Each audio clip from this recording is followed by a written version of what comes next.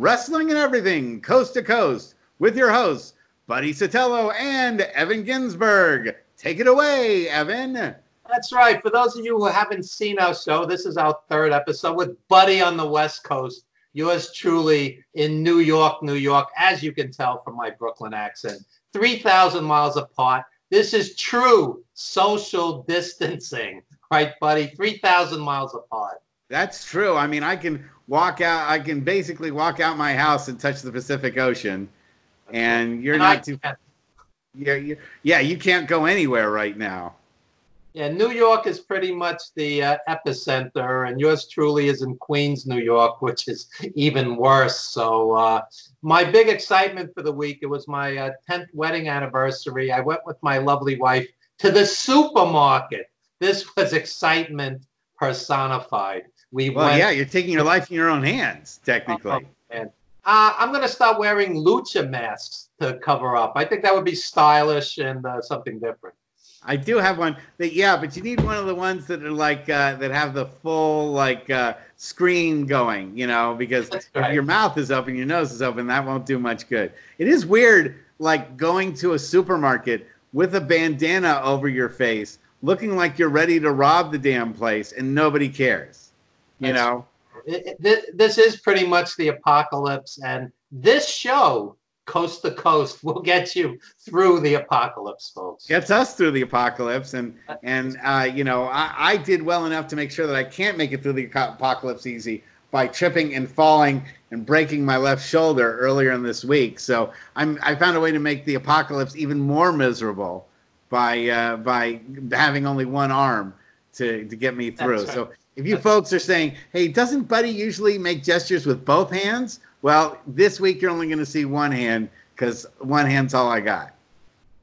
So Buddy was a indie wrestling manager, and he was in the ring with these huge menacing guys, and he was never hurt until playing with his kid with a scooter. That's irony. Yeah, just walking across the street. I wish it was something even more, exciting, like I was trying to do some kind of double flip or show off for the kids or something like that. But I was literally just had 1 foot on the scooter and going about less than 0.000 miles per hour. And I hit a rock and it just tripped me. And, it is kind of funny because I will say this, as a manager for so many years, I've seen some severe injuries that have happened that were off of some of the most mundane moves. It's funny that the stuff that looks deadly and so complicated, those people walk away no problem. But I've seen a guy completely destroy his knee doing a leapfrog. Wow. Just landed on the foot wrong, right? From the jump up, landed down, knee twisted, boom, ACL blown, match ended. Here's another little story, the vignette, is we were training, I was part of the manager training class at APW, All Pro Wrestling out of Hayward, that was run by Roland Alexander. And so part of my class included Sarah Del Rey. Who's great, and WWE should have used in-ring, of course. They should have. She is one of the toughest people, one of the toughest human beings I've ever met. Okay, forget male or female. She's one of the tough, and she used to practice on me to start with because she's a valet to work with. And so I started calling her Sarah Stiff because she would just haul off and just wallop me. And those crotch blows, when she would miss, I was the one who would always get hit. So it was pretty brutal. But anyway, we were training managers, and this one girl was learning to be a valet, okay? And she was doing the rope bounce, where just the running across the ropes. But she was small. She was like about 5'4", maybe 5'2". And so the top rope didn't quite get all the way up to their shoulders. You're supposed to put your I don't know if you've ever been trained to do the ring ropes. No, I basically talk. I'm the Grand Wizard. Okay, I am with you on that, by the way. But back when I was younger, I was stupider and I thought I could do this stuff like all the wrestlers did because, of course, it's fake, right? So I figured, oh, I can learn how to do all this stuff. And I've always been a fan of stuntmen and choreographed fighting like in kung fu films and all that stuff. So for me, I've always romanticized this sort of like performance. But anyway, so the idea is that you take 3 steps. You start with your right leg, I believe. No, your left leg. You do 3 steps across the ring. Then you turn. You put your shoulder over the rope. You bounce off the rope, and then you do 3 more steps. So that's how you get your momentum going. So this girl, she reached for the ropes, but her arm was too short, so she missed the rope. And the rope, which, by the way, for those of you who don't know wrestling ropes are not like giant rubber bands. They are steel cables with either like a garden hose or electrical tape just wrapped around. I got hit in the nuts once going out of the ring, and I felt it, boy. Yeah, it's not a giant rubber band. It's a really stiff piece of material. So so she missed, and the ring rope hit right back at, as Gorilla Monsoon would say, the occipital protuberance. Yeah. And there's a spot on the back of your head. If you know you're into Tai Chi, but anyone who knows our martial arts understands that there's a spot on the back of your head that, like, if you rabbit punch somebody there, that'll knock them out. And she hit the rope. It hit her on the back of the head.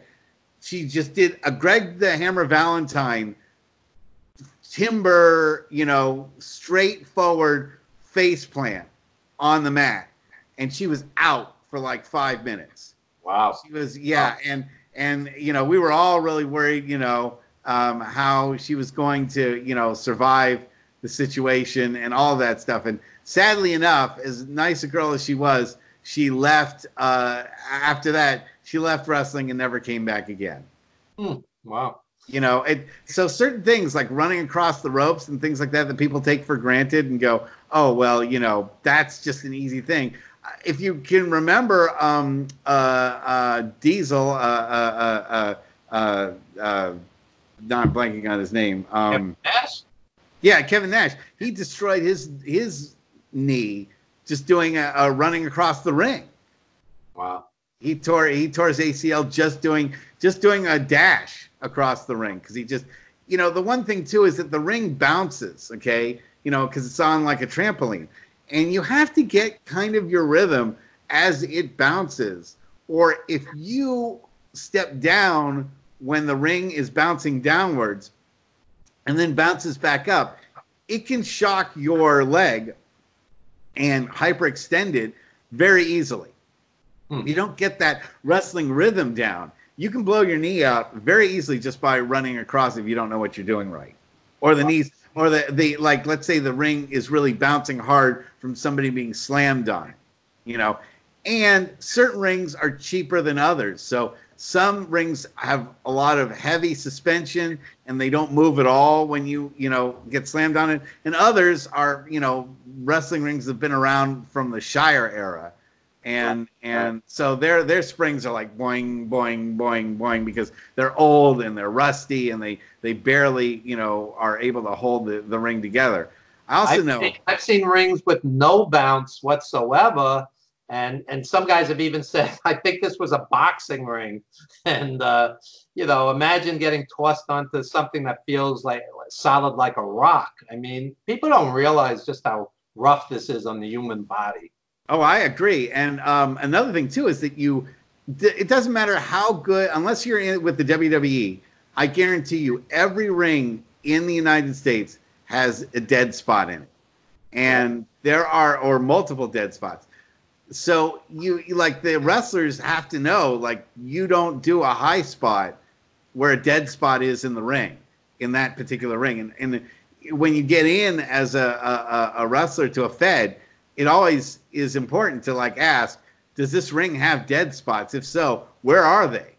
Right. So that you don't book a spot that comes right where that dead spot is.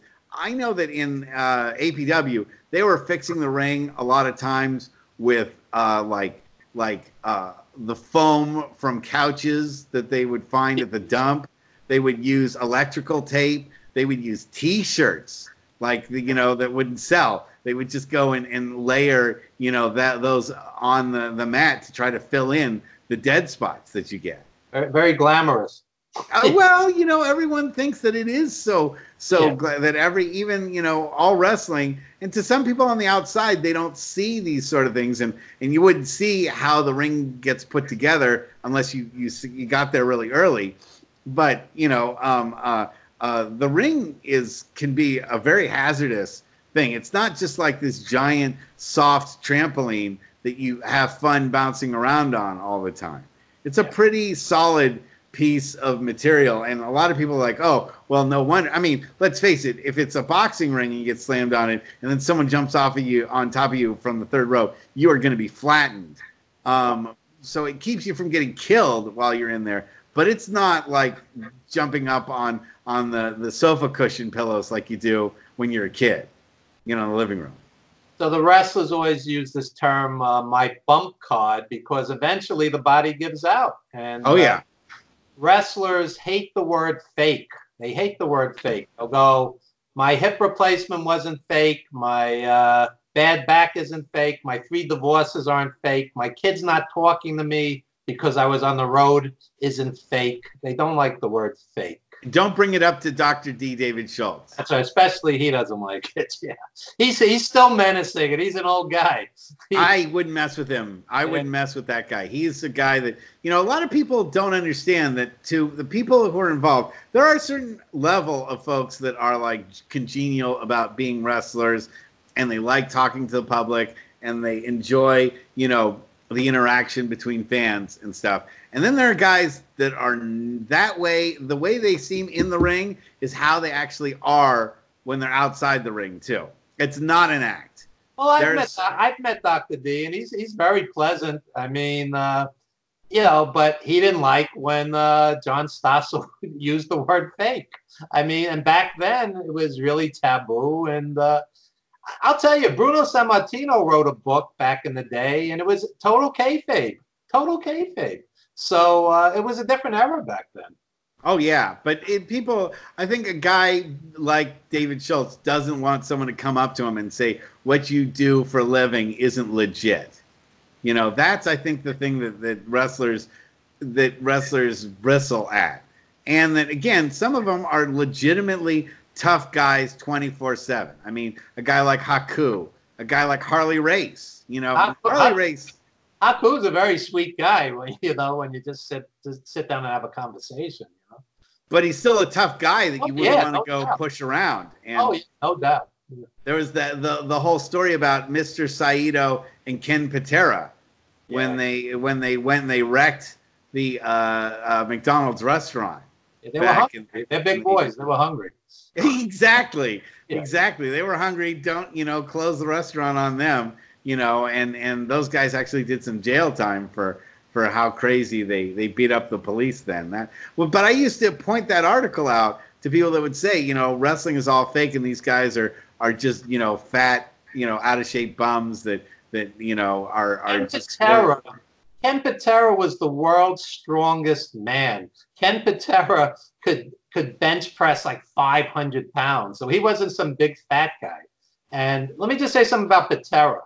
Okay, he would headline the Garden time and time again against Bruno, against Backlund, and even as Intercontinental Champion.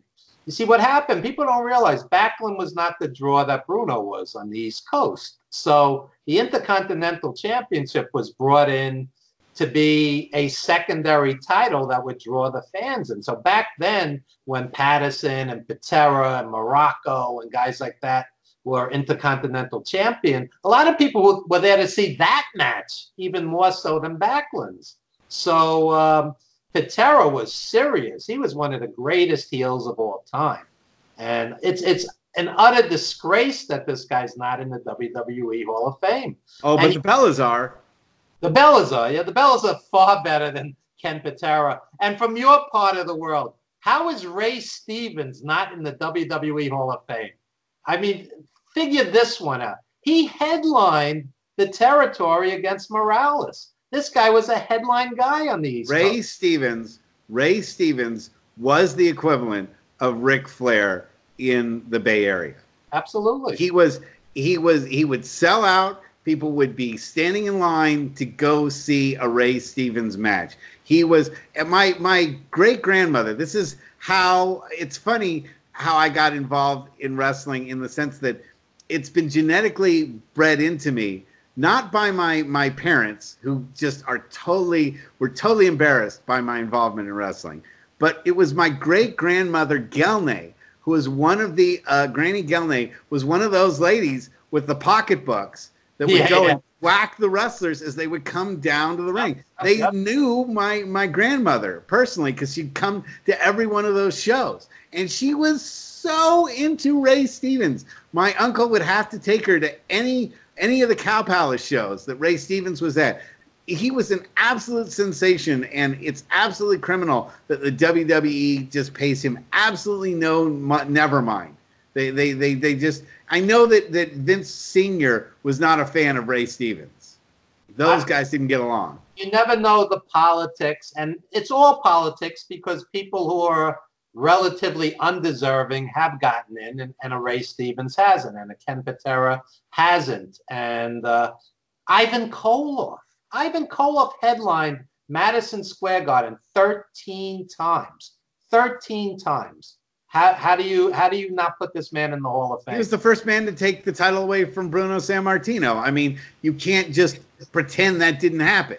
Ivan Koloff was one of the top 10 or 20 greatest heels of all time. And getting back to Ray Stevens, I have done radio and TV for basically 30 years. I've interviewed the greatest legends in history, and inevitably, when you talk about the greatest wrestlers and greatest heels of all time, their peers say that Ray Stevens and Buddy Rogers, and often they bring up Kowalski also. Kowalski was on top for 35 years until he retired. He never had that descent where he was jobbing, right? The claw. Yeah. But Ray Stevens is revered by the legends in this business, and to not be in the Hall of Fame, it's disgraceful. Disgraceful. It is embarrassing. And you know, speaking of, we have the WrestleMania. We're just a few hours away from WrestleMania Eve, which has got to be the lowest impact WrestleMania.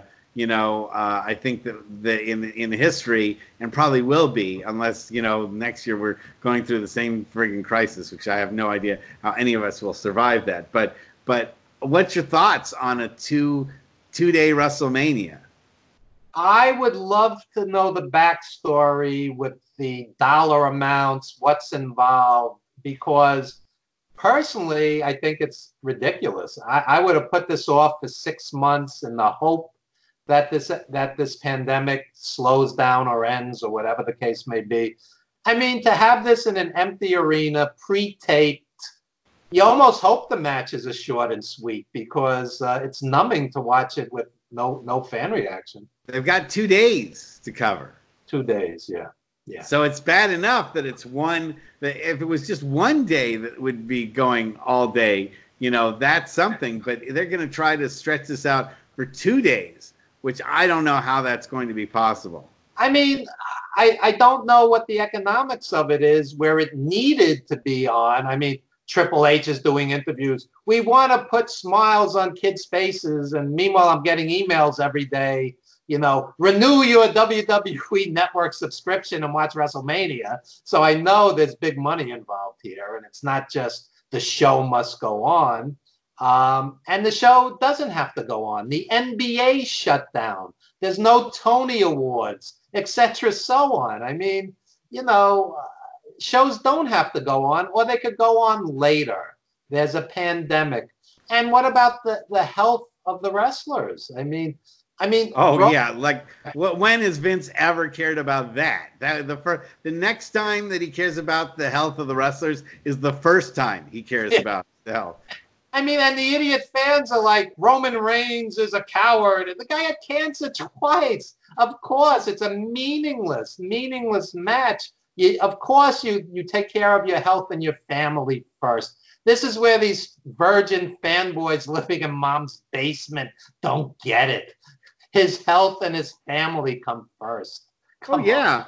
No, and it is kind of remarkable how many shows are being put on by AEW and by the WWE for the most part, without with you know, I mean, I don't know if any of those people who are at the shows are being tested or have been tested. I have no idea. I hope so, and I don't want to put blame. Maybe they are tested. But my point is, if Roman Reigns says, I don't want to take a chance, don't be an a-hole and knock him publicly, which many of the obsessive fans have been doing. The guy had cancer twice. That's not a cold. We're talking cancer, okay? It's no joke. I do think that there's just something about Roman Reigns. I totally agree with you. But people have this sort of thing that no matter what Roman Reigns does, it's not good enough. Fans have this sense of entitlement. You know, I don't want these guys shoved down my throat. Roman Reigns, John Cena. Meanwhile, I am not a big WWE fan, and I can tell you that every single time I've seen Cena work, he gives 110% and generally puts on a good to excellent match. Ditto Roman Reigns. So of all the guys to, you know, have a hatred for, these are not the guys. I mean, I've seen both of these guys headline Madison Square Garden live. You know, house shows, meaningless house shows where they put out 110% and had 3 to 4.5-star matches. And I mean, you know, they didn't have to because a lot of the other guys coast. They coast. See Randy Orton. He often coast. Okay? Yeah, no, I worked a number of cards with John Cena when he was still the prototype. Right. With UXW, I think. It was down in Los Angeles. Yeah. They Universal Wrestling. They did, quote unquote, an invasion up at All Pro Wrestling, and they brought up Samoa Joe, Frankie Kazarian. Do you remember Looney Lane at all? No. She was a female, super nice. And then John Cena was part of that group that would come up for the invasion. And again, you know, our shows, our APW shows, we got around 300. When Cena showed up, maybe we were in the 400 range, but it still is only 400 people, and he would put a tremendous show on, you know, for something like, Christopher Daniels was part of that UXW group. He was one of the people that helped, you know, make that connection between UXW and APW. And some of our guys went down to LA and fought down there, and it was good. Rick Bassman is the guy who ran that. Very strange guy. Okay. I mean, he's successful. I can't say that he's not, but from my impression of having met him, he was very strange. And in an industry that breeds very strange people, he was stranger than the strange people he worked with. Let me just put it that way. He's just not an evil guy and not a bad guy, but unusual to talk to. And when you would have a conversation with Rick Bassman, you weren't really sure if you and him were having the same conversation at the same time. Like, he was talking about things that you were like, okay, does that have anything to do with what we're just talking about? Yeah. I don't think it does. I'll talk to you about whatever you're talking about. This is before he got into the MMA stuff. So he was really looking at the wrestling stuff. And if you look at the roster he had at UXW during those times, I mean, about a third of those guys are now headliners in, you know, the WWE or Impact or AEW or, you know, fill in the blank. So he knew talent. He definitely knew talent. Wasn't the world's greatest booker, I don't think. And he had a personality conflict, well, real big surprise, with Roland Alexander over time. And that's why those two guys, we didn't keep the UXW, APW thing, you know, going back and forth, and it sort of died its own natural death. But it was fun while it lasted. We could probably do a very, very, very short show on promotions that got along, you know, that worked together and actually had a, you know, solid relationship. Because I come from an area where the promoters would actually flatten each other's tires and call the fire department to shut down shows. And, it got pretty ugly here on the East Coast, It was never that way in California, but then again, the kind of competition here was not really that level. I mean, there's enough wrestling fans to go around with the indie promotions, so there wasn't a lot of folks fighting for that sort of thing. I mean, there were certainly, some wrestlers that wanted to be involved in some feds and not others, and then there'd be promoters that would try to. Roland was always very territorial with his guys because he always wanted to get his cut from whatever, he wanted to get his 10% out of wherever guys went, wherever they would wrestle. And that, I think, did lead. It was a difficult situation because as I was the lawyer for APW, I could understand that, Roland was the one who helped train these guys, get these guys going, and all of that stuff. But he charged for that. It wasn't free. So people paid money for that. And once they, quote unquote, graduated, it was sort of up to them to get themselves booked at other stuff. But Roland wanted to still get his cut even after guys graduated. In New York, 10% would be like $2.50, so it wouldn't be too impressive. It was a bigger deal when folks like Mike Modest and Donovan Morgan got hooked up with a wrestling federation called Pro Wrestling Noah in Japan. Yeah. And Pro Wrestling Noah wanted to pay Modest and Mark Smith and Donovan Morgan some big money to be on. Oh, and Dilip Singh, who later became the great Khali. Okay. They wanted those guys to go to Japan, and they wanted to pay them six-figure salaries. And Roland saw that and saw big dollar signs in his head and said, I want my cut of the action. But here's the thing, and this again would be a great subject for an entire podcast of how the Pro Wrestling Noah thing went down. But the Japanese folks hated Roland Alexander. They could not stand him because everything that is right and proper in Asian culture, Roland just shit all over. He showed up to his first meeting with Pro Wrestling Noah in a tank top and flip-flops and like torn shorts. Dressed to impress. And they were all in like $1,000 suits. All the Noah guys were in like $1,000 designer suits. And he had like a backwards ball cap on. He hadn't shaved in like 3 days. Roland was in his heart, Roland was a nice guy, but outwardly he was repulsive. I mean, he was. I'm saying this as a friend of his and someone that liked the guy. Personally, he was a nice human being overall, but there were a lot of people he turned off, and he also had terrible sleep apnea. So there were times, even during a big event, where he would fall asleep. Yeah. And be snoring at his own show, at his own matches. I'll tell you the greatest snoring story of all time. Johnny Valiant, who I'd like to dedicate the show to, he's gone 2 years today. Are you serious? 2 years today. Yeah. I'm sorry. He was a dear friend of mine. He told me that one day, Lou Albano, who was obviously the manager of the Valiants when they were on top, he gets, he has a few, and he's outside the ring at Madison Square Garden on a live card, and he's sleeping in the middle of the show. He takes a bump or whatever. He's outside the ring, and he's sleeping outside the ring. So Vince McMahon Sr. comes out. We're talking the 70s, and he says to Johnny Valiant, who everybody called Sully, he's like, Sully, you better get him up and wake him up or you're all fired. This is a true story. I've heard of rest moves, but that's a little bit. Yeah, no, I was always a big fan of the Luscious One. I didn't really watch a lot of his matches because I'm 52, so his prime was a little bit before I was really starting to watch. He's more on top in San Francisco.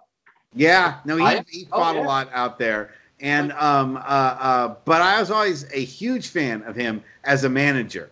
My experience was watching him mostly as a manager of Brutus the Barber Beefcake, of Greg the Hammer Valentine, of Dino Bravo.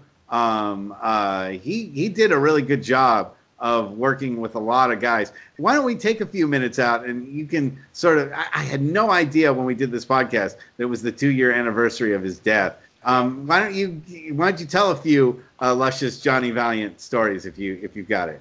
Well, let me start with, as a fan back in the 70s, in 74, 75, the Valiants had the WWF tag belts for 14 months. And they would headline the Garden, a tag team headlining the Garden against Bruno and Strongbow. And the building would shake. They would have 45-minute, 2 out of 3 fall bloodbath matches. And the Valiants were like ahead of their time. You know, Jimmy was a great talker. Johnny was a great talker. Lou Albano was a great talker. And the promos, Johnny said they would just cut one promo after another. And they would say, for example, Philadelphia Spectrum, August 1st, you're wrestling Hohen Gorilla, and boom, they would just improv it. It was total comedy improv. I mean, Johnny was like the funniest guy in the world. Later, he became an actor and a stand-up comedian. He was on The Sopranos. He was one of the mob boss's bodyguards. And ironically, on The Sopranos, they didn't let him talk. One of the greatest talkers of all time. The only thing dumber than that was when McMahon brought in John Tolos, who was one of the greatest talkers of all time, put a whistle in his mouth as the coach and didn't let him talk. Okay? So Johnny was always frustrated. He's on like the hottest show on TV. They didn't let him talk. Anyway, so after his career, and he still wrestled occasionally, but after his career waned, he became an actor and a stand-up comic, and he did a one-man theatrical show.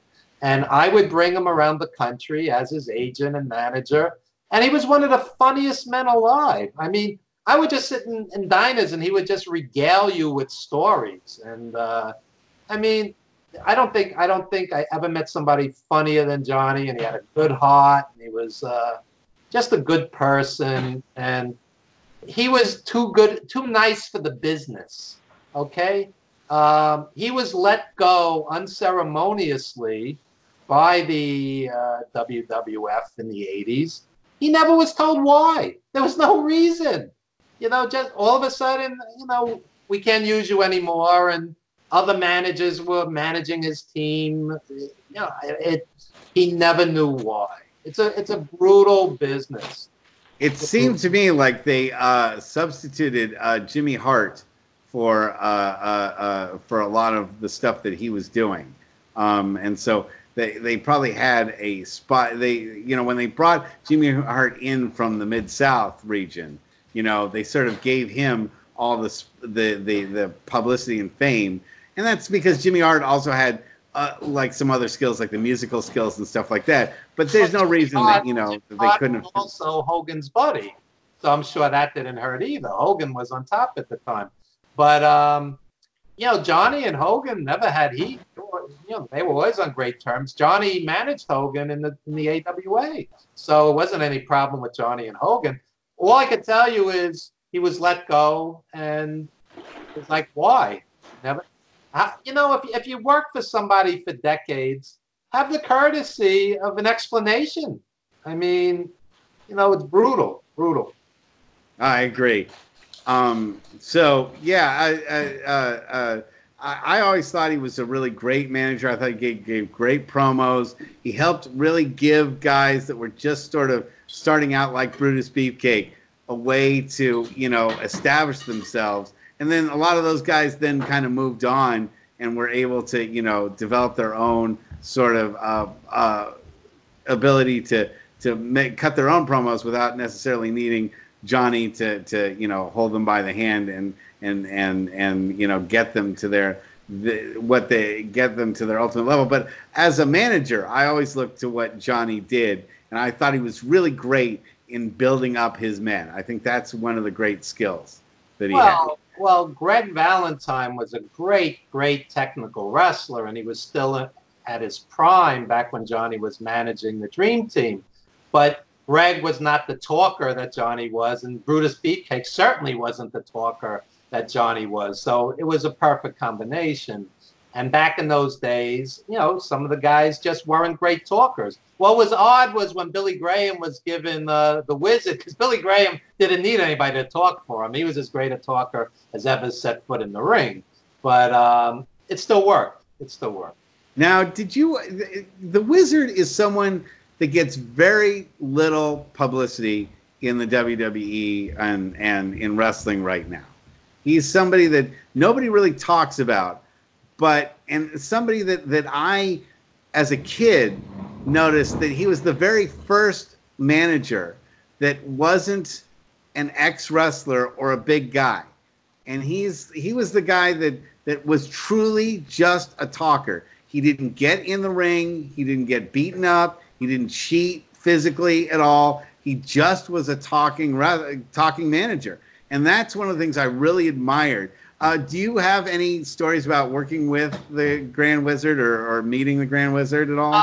I met him. He was a very pleasant guy. And he was a great talker. And what was great with the Wizard was he would antagonize the faces, and they would never lay a hand on him. He'd walk into the ring at the Garden, but then he would disappear. Like you said, he wasn't ringside like Albano. Albano always got clocked, and he would be like a fish out of water flapping around, and the place would go out of their minds. But the Wizard had such unbelievable heat because, you know, Strongbow or Bruno would go for him, but never lay a hand on him.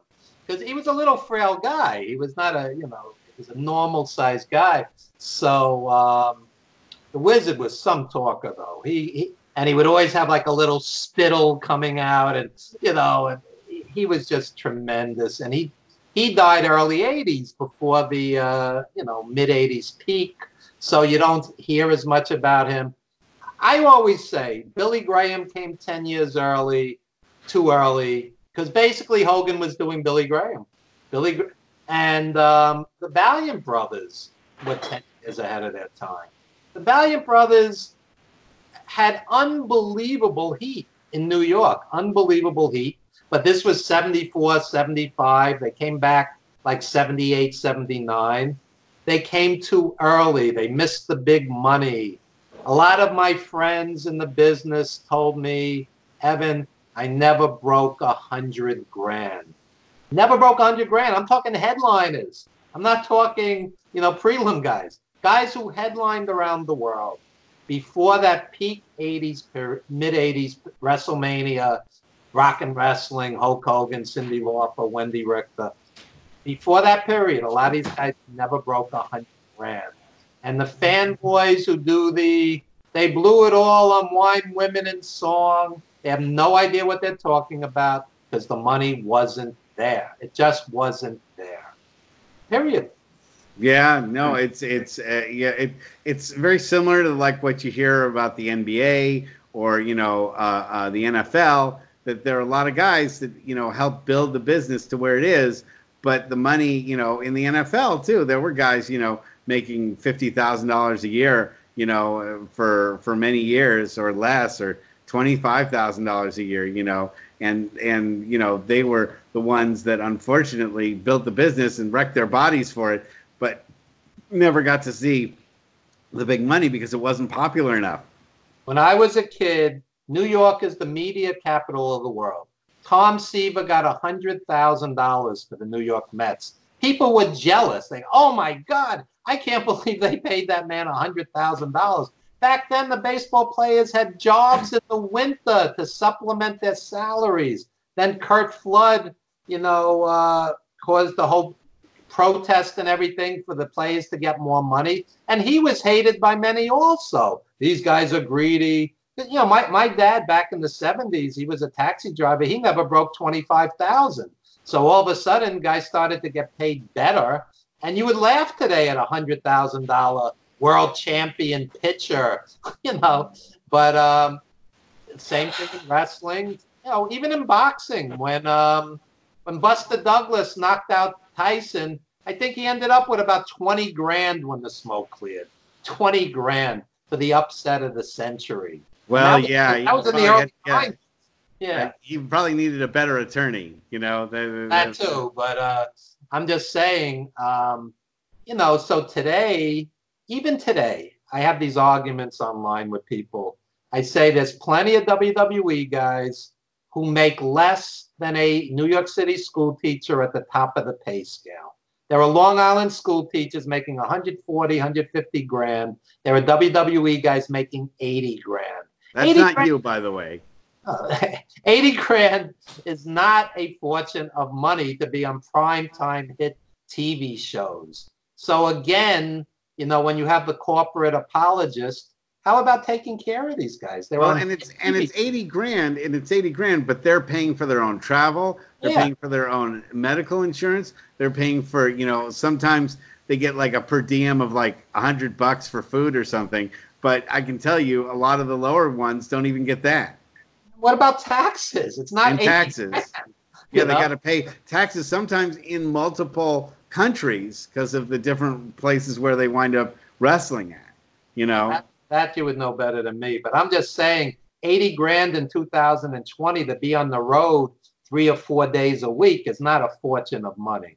No, that's why you've got the 350 days thing up there. That's right. Support independent cinema. 350 days. Bret Hart, Billy Graham, Greg Valentine.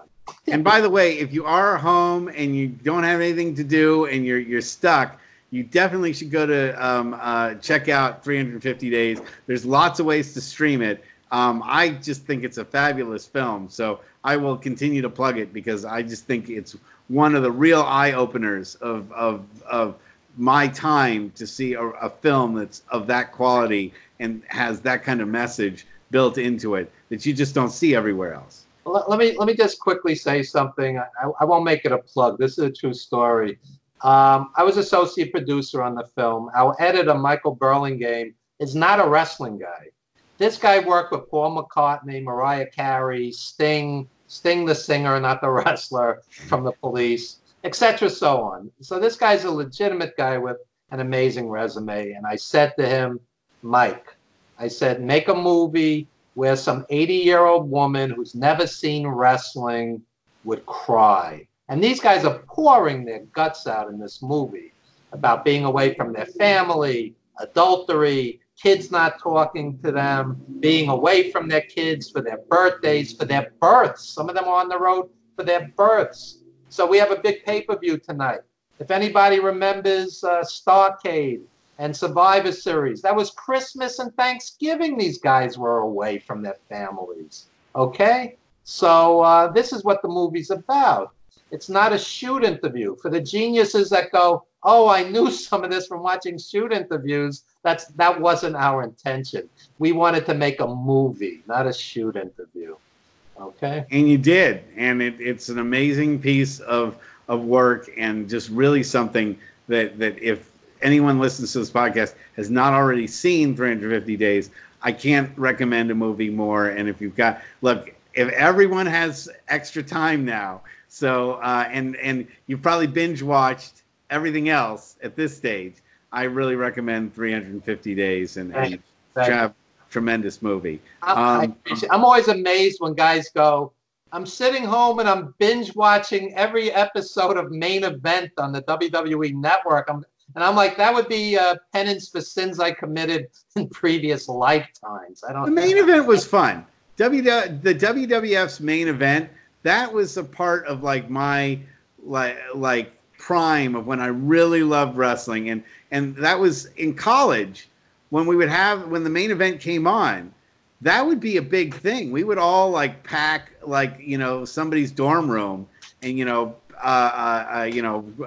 break out the beer, break out the bong, and everyone would go and just party up while we were watching. I still don't want to watch 300 hours of it. No, that's true, but it would be kind of fun to remember some of the old stuff. And plus now, like maybe 3/4 of those guys are dead. So, there's something to be said about, watching, guys who are no longer in the ring or anyone like that. You can't see them anymore any other way. But I think the main event was, I think, a really great program by the WWE, because it really was like how the WWE culminated a storyline. And that's something that I was hoping we'd talk about this week, but we kind of got a little distracted. But I hope maybe in the upcoming weeks we can talk a little bit more about how storylines used to work and how they would build things over an entire year's worth of time. Whereas nowadays, the WWE just can't keep it in its pants long enough to make a storyline last even more than a weekend. You know, let me just throw this out there. If you're watching a movie, you have to care about the characters. That's number one. If you don't care, there's no movie. And it's the same thing in wrestling. Somebody attacks somebody. If you don't care, it's meaningless. It's just another match. But if you build it right, like Cody Rhodes and Dustin Rhodes, that worked. Daniel Bryan climbing to the top in the WWE. He was an underdog, and you know, he climbed his way to he crawled and clawed his way to the title. That was a great storyline that built for a long time. This is what Buddy is talking about here, and a lot of it, I just don't care. It's just a match to me. Well, it takes a lot of skill to write a storyline that gets people to care in today's non-kayfabe environment, because it was one thing when you could do, you know, the Russian against the, you know, the against American.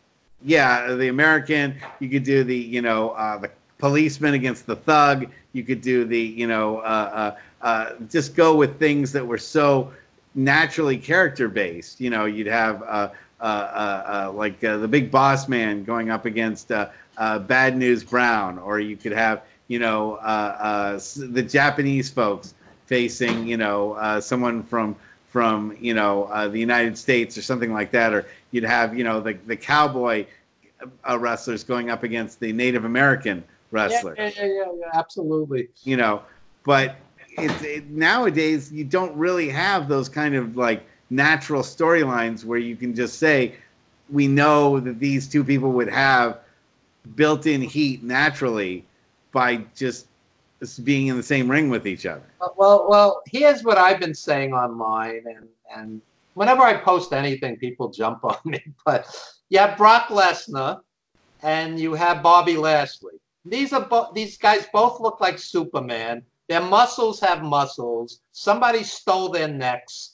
Okay. Yeah. I mean, so these are legitimate tough guys who are MMA fighters. To me, instead of having a ridiculous wedding that's cartoonish, why wouldn't you have Brock Lesnar fight Bobby Lashley and build towards that? I mean, I don't get it. Even with Ronda Rousey and Shayna Baszler, these are two MMA fighters. Have them wrestle each other. To me, that would make perfect sense, and it would be legitimate sports mixed with sports entertainment. I don't get it. I mean, maybe they just think everything's like a cartoon and that's what they're interested in. The WWE hasn't handled anything like that correctly since Roddy Piper faced Mr. T in a boxing match. Awful. And that was really one of the worst performances. And for Roddy Piper to like greenlight that and say, you know what, I think this will turn out well. It was just part of that deal where Vince McMahon was so powerful at that moment where nobody could turn to him and say, you know, that is really a bad idea. And even not knowing that, I remember the build-up to that WrestleMania, and I was like, this is not going to be a good match. And lo and behold, it wasn't very good. Or when they did the boxing stuff with the WWE with Butterbean. Brawl for it all. Yeah, yes, Brawl for it all. Thank you. I forgot their what gimmick they got for it. Although I will say, Bart Gunn never got back in the ring after he got his jaw shattered by Butterbean. I still think in my life, of all the times I've seen somebody get their butts kicked in any format, whether it's boxing, martial arts, MMA, you name it, Butterbean whacking poor Bart Gunn in the first in the chin and then in the back of the head as he was falling down. That was about as bad a a situation as you're going to get. And he almost killed him.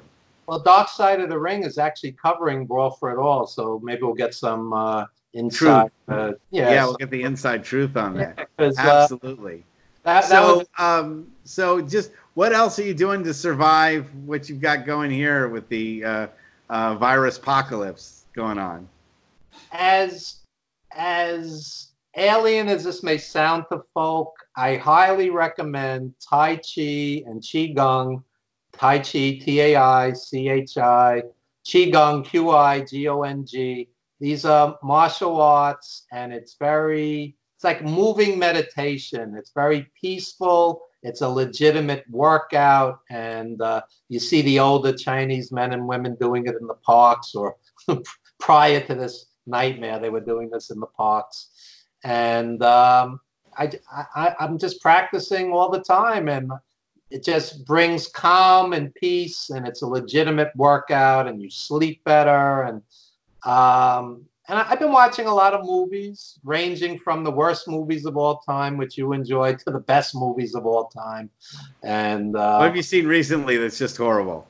The Guy from Harlem, maybe the worst movie ever made, 1977 Blaxploitation.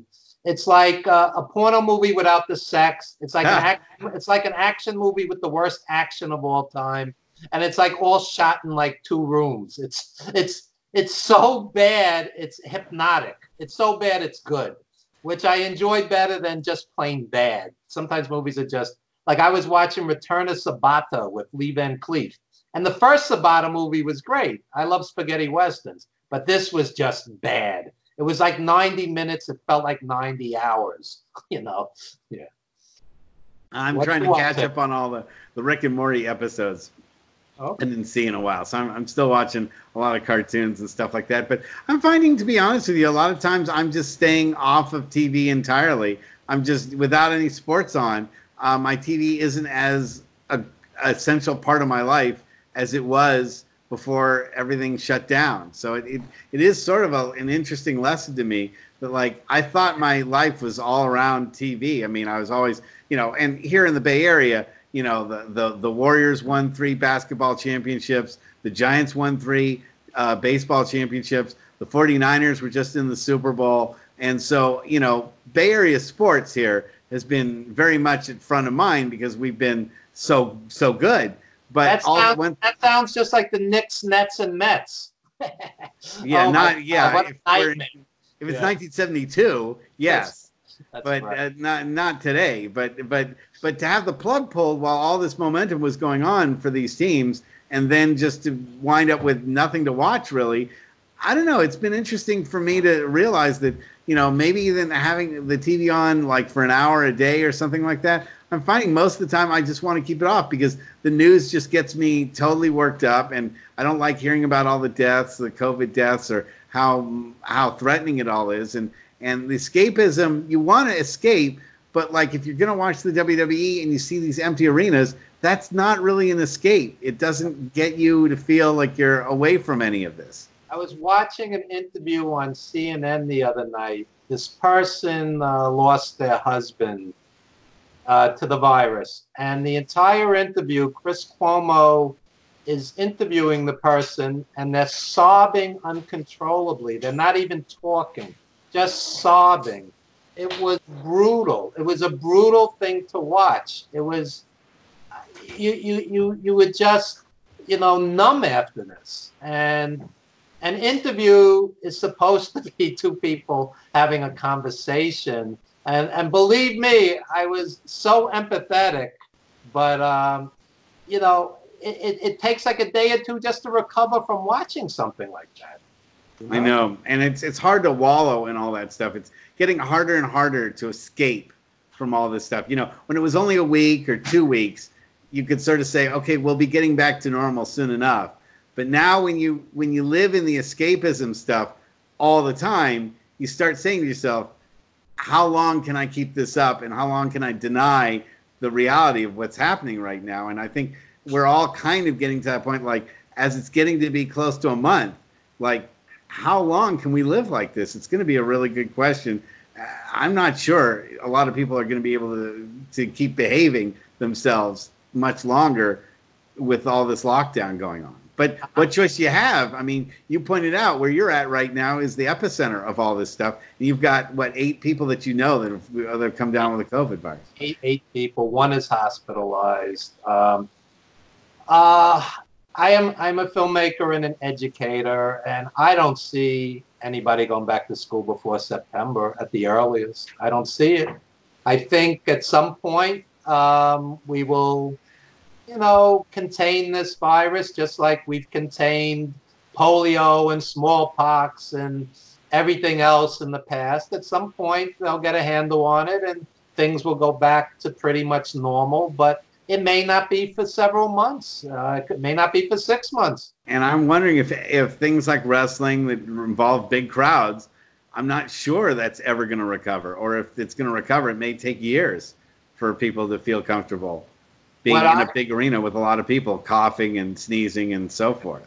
What I do not see recovering are movie theaters. I think people are going to get so used to streaming. The movie theaters were struggling already. I'm a member of Regal Unlimited. For $23 a month, you could see, 30 movies. I mean, whatever. You could go every day of the week, twice a day. So they were just begging people to come in the theater before this. So afterwards, I think certain industries are not going to bounce back. Wrestling fans are fanatics. I think they would risk their life to go to a wrestling show. I think wrestling will bounce back. But I think it's going to take a while. And some of these indies, the indie feds are beginning to fall apart because, they haven't done a show in a month and they already are on such shoestring budgets to begin with. But a lot of the promoters are just saying, that's it. I'm done. I can't, continue on, and all the momentum is gone. But, there's always going to be someone that says, I can do it right. Where everybody else made a mistake, I'll do it right the way the other ones didn't do it. And I think there'll always be shows. And we've seen people don't mind the risk, or they want to do the risk because they feel like, what? Otherwise, they're not even living at all. If they're so afraid of the coronavirus 24/7, 365 days a year, then they might as well just get it and die because they've got nothing better. Right now, they're so cooped up, they aren't living a life that means anything to them in the first place. That's exactly correct. Teachers need to be in front of a class teaching. Comedians need to be in front of an audience making them laugh. Musicians need to be playing live, gigging. And it's totally dried up. And you could do online teaching, but, a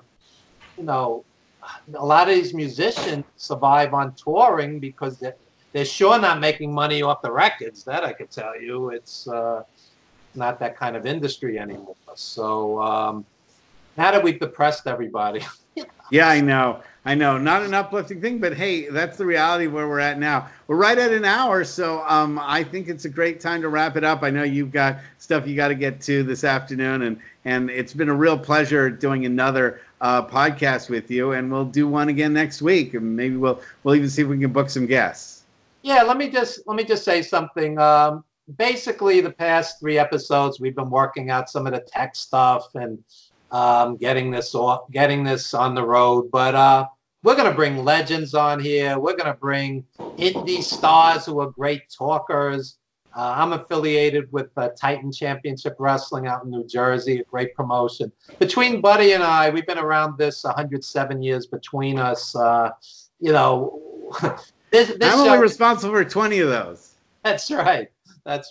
We are going to bring some of the biggest names in the history of the business, and not just wrestling, because this show is called Wrestling and Everything. We're going to bring on some musicians and actors and comedians, etc., so on. But we still lean towards wrestling because that's our passion, right, buddy?